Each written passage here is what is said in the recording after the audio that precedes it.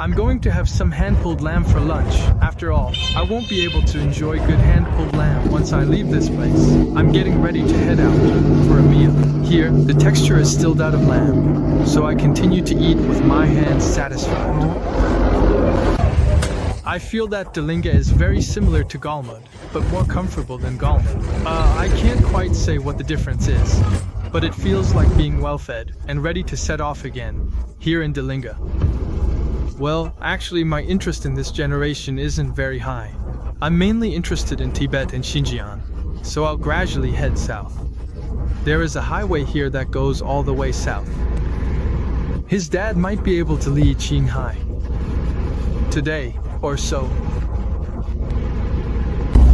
The highway south from Dalinga heads towards ABA. The long stretch of highway has automatic cruise control, so it feels just like riding a high-speed train. This has been the easiest day of driving in many days. South of Dalinga, there is a lake with a particularly blue color, which forms a striking contrast with the grayish-yellow earth nearby. It is also said to be a nature reserve. I also don't know what nature reserve. It is just a desert and gobi. Then there are some sand fixation projects.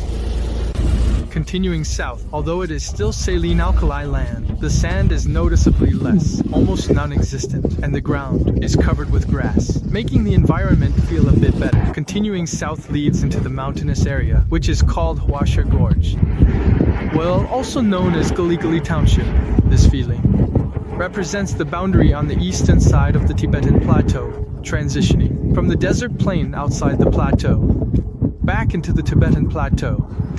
Then we should have returned to the Tibetan Plateau supply station along the highway, which is quite beautiful. I think this lake is nice, and we should coordinate our views closely from the front, middle, and back. Achi, have you seen the snow-capped mountains again? Excited? The snow mountains are beautiful, but the weather in this mountainous area is really hard to describe.